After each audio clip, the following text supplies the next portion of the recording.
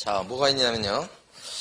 아까 이거 지워버렸는데, 업무 정지 당했을 때, 정지 기간 동안 결격자입니다. 요거 있어요. 업무 정지 받으면, 업무 정지 받은 기간 동안 결격자입니다. 누가 결격자가 되는 거냐면, 부동산 사장님이 그렇게 되는 거예요. 이렇게. 자, 그러니까 어떤 형태가 되냐면, A라는 공인인물사인 계공이 있어요. 업무정지를 4개월 당했다고요. 그러면 이 4개월 동안은 결격자여서 일을 못합니다. 문 닫아놔야 돼요. 사장님이. 근데 그 업소에서 일하는 B라는 소공이나 중개보조원이 있다 그러면 이 소공이나 중개보조원도 4개월 동안 같이 결격자가 되냐, 이게 문제예요. 어떨 것 같아요? 안 됩니다. 부동산 사장님만 결격자가 된다고 법이 써져 있는 거예요. 그러면 안 되니까 이 사람은 이 사무실에서 사장님은 안 나와도 나와서 일을 할 수 있다는 거냐? 그러면 안 되지. 그 사무실에는 일 못해요, 이 사람도. 그렇지만 결격자가 아니기 때문에 다른 사무실에 취직할 수 있다는 뜻입니다. 또 자격증을 갖고 있다면 자기 사무실을 오픈할 수 있다는 뜻이라고요. 그래서 결격자 아니라는 뜻입니다. 그 사무실에서 일할 수 있다는 건 절대 아니고요. 그래서 이걸 이해하셔야 돼. 이거. 자, 그런데 이 사람과 비교되는 게 A라고 하는 중개법인이 있어요. 근데 중개법인이 업무정지 4개월이에요.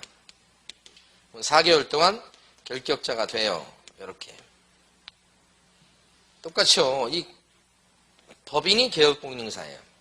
법인이. 이랬을 때 이 법인의 B라고 하는 임원은 높은 사람, 사원은 같이 4개월 동안 결격자가 돼서 딴 사무실에 가서 일을 못하고 자기 사무실을 오픈할 수 없고 그러냐 이 말이야. 어때요? 임원 사원도 같이 4개월 동안 결격자가 됩니까? 네. 법인은 껍데기입니다. 법인은 뭐 생각할 줄 아는 줄 아십니까? 법인은 그냥 껍질이에요, 껍질.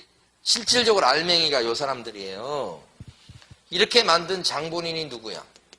여기요, 여기. 회사를 이렇게 망쳐놓고는 자기들은 결격자 아닙니다 해서 자기들 사무실 차리고 돈 벌고 잘 먹고 잘 살면 되겠어요? 세상에? 그럼 안 되잖아요.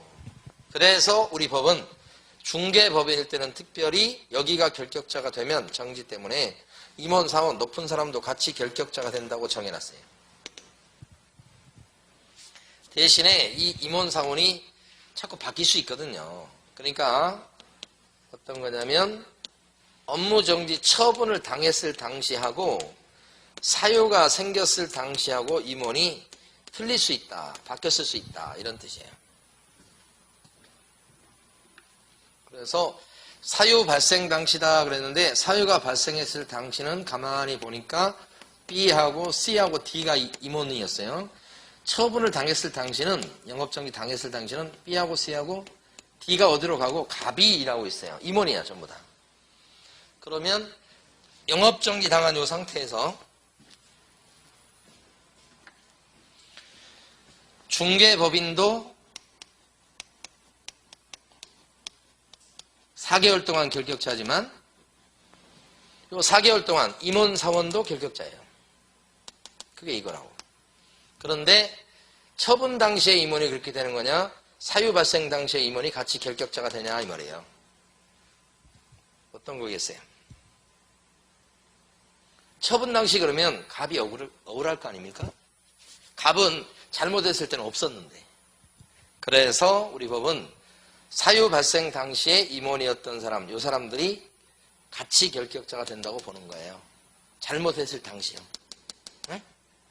처분 당시가 아니고. 여러분들이 입장에 보면 여러분들이 갑이라고 생각해봐. 받아들이겠냐고. 나 들어가서 얼마 안 됐는데 갑자기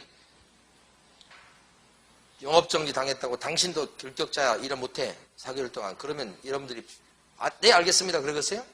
난리가 나겠지. 왜요? 그러니까 이런 건 뭐든지 보면 자기 입장이 돼봐야 이해가 되는 거예요. 그게 맞는지 틀리는지 자기 입장이 돼봐야 돼. 근데 그런 게 참 이게 쉽지 않지. 남일이면 남일이요. 나하고 상관없어. 그러면 상관이 없지, 그냥. 그게 이제 참 많이 생각하게 됩니다.